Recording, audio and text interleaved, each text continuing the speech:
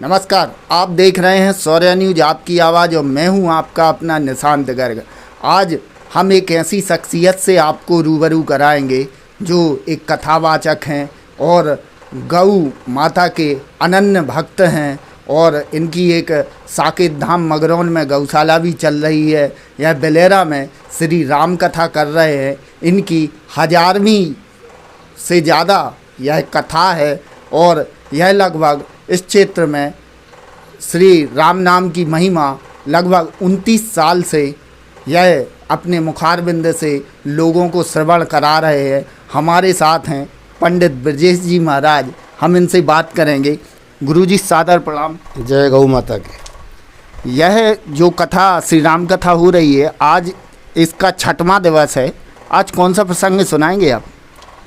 आज कथा के अंतर्गत चूँकि सप्ताह कथा है तो आज श्री भरत चरित्र के बारे में श्रवण कराने का विचार है। जनमानस में भाई भाई के प्रति प्रेम किस प्रकार होना चाहिए, राम जी का वन गमन क्यों हुआ है, भगवान श्री राम जी ने क्या संदेश दिया है। भगवान जी चाहते तो राम राज्य जो है स्वीकार करके, गद्दी स्वीकार करके और सुख से रह सकते थे, लेकिन राम जी ने वन जाने का निर्णय लिया।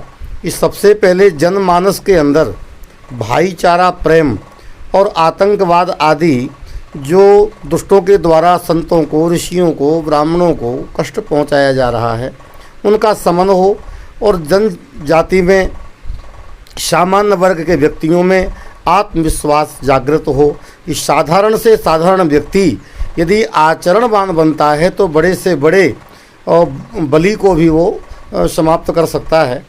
और भरत चरित्र का तो हमारा संदेश ये है कि भरत त्याग मूर्ति है, जिन्होंने अपने भाई के पदचिन्हों पर चलते हुए राज्य को स्वीकार नहीं किया बल्कि राम जी के पद को स्वीकार किया। राम पद मानी चरण। और ये तो कहाँ तक कहा जाए भरत प्रसंग को, राम न सकहीं जाने ही राम न सकहीं बखानी की अवधारणा ऐसी कहते। राम जी जानते हैं भरत जी के चरित्र को, लेकिन बखान करने में समर्थ नहीं है। इस प्रकार आज भरत चरित्र ये हमारे जीवन में या कथा लाइन में सबसे प्रिय प्रसंग है और आत्मसात करने लायक ये प्रसंग है। तो आप सभी सुने आकर के आज 2:30 बजे से लेकर के ऐसे। आप 29 साल पहले बेलेरा आए थे। 29 साल पहले आपने बेलेरा का जो माहौल देखा था और आज आप जो आए हैं, तो इसमें आपको कुछ क्या बदलाव लगा? श्रद्धालु श्रोतागण कैसे हैं? क्या है धर्म के प्रति आस्था बेलेरा के लोगों की? बहुत अच्छा लगा है, क्योंकि ये तीसरी कथा है हमारे राम की बेलेरा में। और पहले भी जनमानस के अंदर प्रेम था, आज बढ़ के ही है। हमको मालूम पड़ा है कि अभी राम मंदिर के मामले में जो व्यवस्था बनी है दान सहयोग राशि की, ये सबसे ज़्यादा इस क्षेत्र में हुआ है। तो बढ़िया लगा है, सब शिक्षित बढ़ रहे हैं। और आज ये मीडिया का ज़माना, हमारे जो है सभी लोग घर बैठ के भी कथा सुन रहे हैं और अच्छा है। अयोध्या मंदिर जो प्रभु श्री राम का निर्माण हो रहा है, वहाँ राम मंदिर का, तो वहाँ पर जो पूरे देश से सहयोग राशि एकत्रित की गई है, उस संबंध में आपका क्या विचार है? बहुत अच्छा प्रश्न किया आपने। मुख्य बात तो ये है कि अपने देश में धनियों की कमी नहीं है, उद्योगपतियों की कमी नहीं है, और वर्तमान में जो शासन प्रशासन है वो भी धार्मिकता उनके अंदर विद्यमान है। तो चाहे तो एक व्यक्ति मंदिर बना सकता है, लेकिन ये परमात्मा की ही प्रेरणा उन नायकों को दी गई कि व्यक्ति विशेष नहीं होकर के जन साधारण, भगवान राम जी जन साधारण से मिले हुए हैं। शबरी से मिलना, जटायु से मिलना, वंचितों से मिलना, तो ये चाहा गया भगवान की ही प्रेरणा से कि अयोध्या के स्थान पर मंदिर तो बाद में बने, पहले दान राशि के रूप में 10 रुपये दे करके हर व्यक्ति के दिल में राम मंदिर बन जाए, तभी रामराज की परिकल्पना हो सकती है। इसलिए सबसे जनमानस से ये धन मांगा गया है। और ऐसे एक सोसाइटी तो नहीं कहना चाहिए, संगे शक्ति कलौ युगे, सनातन धर्म को सबसे ज़्यादा यदि किसी ने आगे बढ़ाया है तो वो है RSS संघ अथवा विश्व हिंदू परिषद। तो ऐसे लोग हैं जिसमें किसी प्रकार का स्वप्न में भी नहीं सोचा जा सकता कि कुछ घोटाला होगा। तो जिन अवधारणा लोगों की है मुंडे मुंडे मतिर भिन्ना की, कुछ पैसा खा जाएंगे, ये करेंगे वो करेंगे, ये उनकी अपनी मानसिकता है। क्योंकि एक एक रुपये का हिसाब, हमारे राम भी जुड़े हैं कथा के माध्यम से भी, लोगों से संवाद करते हैं और सहयोगी भी हैं, और सहयोग हर कथाओं में दिलाते भी हैं। और आजीवन जो राम का है वो हमारे काम का है, जो राम का नहीं वो किसी काम का नहीं, इस बात को संदेश देते हैं। इसलिए ये जो भ्रांतियां हैं उसको दूर होना चाहिए, क्योंकि संघ बहुत सुंदर राष्ट्र निर्माण का कार्य करता है, इससे अच्छा कोई हो ही नहीं सकता है। साकेत धाम मगरौन में आपकी गौशाला है, वहाँ पर कितनी गाय हैं, उनकी व्यवस्था क्या है? साकेत धाम गौशाला मगरौन चूँकि जन्मभूमि भी है हमारे राम की, तो ये 2009-10 में ये विचार आया और एक घास की झोपड़ी से हमारे ग्रामवासियों के द्वारा मगरौन, बड़ी मगरौन, छोटी मगरौन क्षेत्र, साहेबपुर आदि सबके सहयोग से शुरुआत की, एक गाय रख करके। फिर धीरे धीरे करके कथाओं के माध्यम से लोगों को लगा कि महाराज जी गौ व्रत ले लिए हैं कि जीवन भर तेल नहीं खाना, बाहर की बनी वस्तु नहीं खाना, केवल जब भी भोजन हो तो गाय के द्वारा घी और दूध से निर्मित ही भोजन करना। वो चल भी रहा है और आजीवन का संकल्प है, आगे गौ माता जाने। तो धीरे धीरे करके आज बड़ी ही व्यवस्थित गौशाला बन गई है।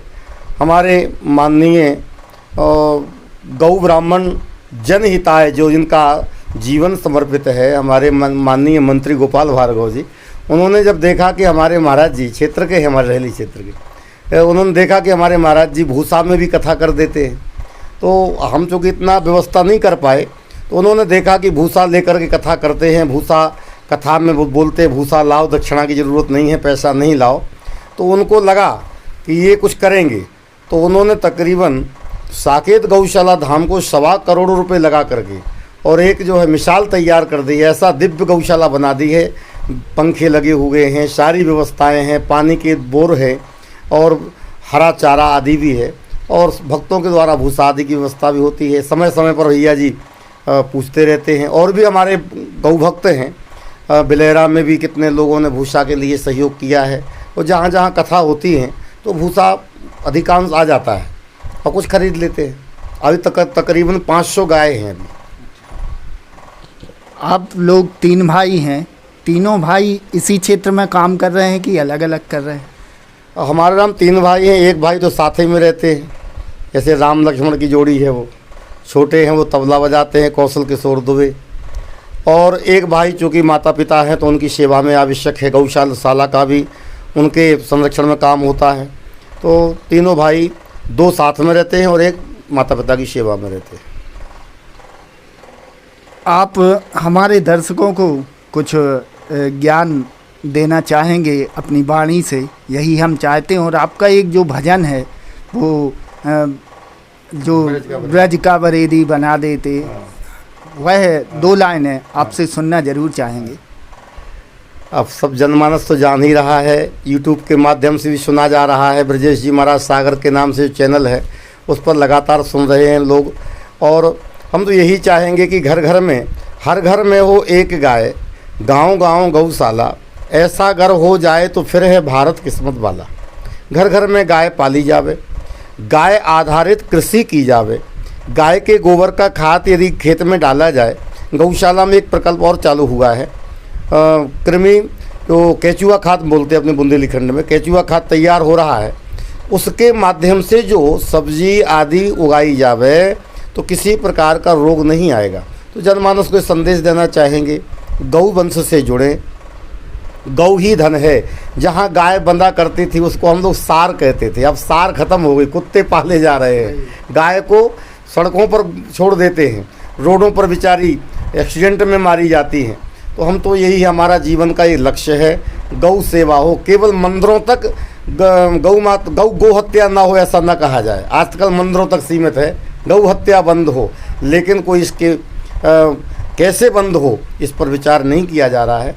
तो बस गौ सेवा होती रहे, धर्म का स्थापना होवे, और हम सब सनातन धर्मी एक हैं, इसमें जाति भेद नहीं होना चाहिए। कोई पूछे आप कौन हो तो कहा जाए हम हिंदू हैं, और हिंदू वही है जो राम को माने, जो कृष्ण को माने, जो गौ को माँ माने।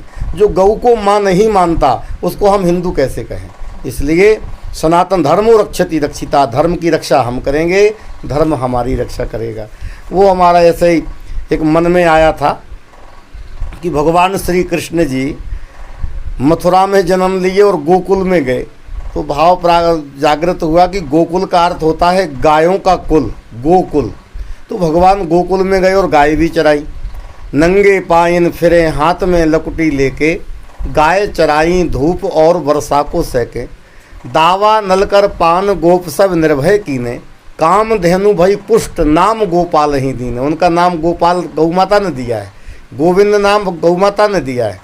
तो ऐसे ही मन में बैठे बैठे भाव जगा कि भगवान उस समय हम यदि बरेदी बन गए होते तो आनंद आ जाता, ठाकुर जी की गाय चराने का सौभाग्य प्राप्त होता। तो वो सब जानते हैं, चूँकि ये कई बार सुना जा चुका है। ब्रज को बरेदी बना देते, नहीं तो राम जन्मई ना देते, मधुबन में कबहू श्याम बांसुरी बजाते, शरद पूर्णमासी में रास जो रचाते, तो मोर बन के हम ही नाच लेते, नहीं तो राम जन्मई ना देते। राधिका विशाखा और ललिता खा भजते, श्याम के सलोने रंग मनवा में रंगते, ये दास है गौ मातु के चहेते, नहीं तो राम जन्मई न देते। बोलो गौ माता की धन्यवाद, जय गौ माता की। ब्रजेश जी महाराज कथावाचक, इनकी एक साकेत धाम मगरौन में गौशाला भी है। हमने आपको इनसे रूबरू कराया, इन्होंने बहुत सी ज्ञान की बातें बताई, गौशाला में क्या चल रहा है यह बताया। इन्होंने अपने जो भाई हैं वह क्या कर रहे हैं क्या नहीं कर रहे हैं यह बताया। आप इनका जो चैनल है ब्रजेश जी महाराज, आप इनको लाइव देख सकते हैं, इनकी कथा का श्रवण कर सकते हैं और अपने जीवन का आनंद ले सकते हैं। आप देखते रहिए शौर्य न्यूज़, आपकी आवाज़।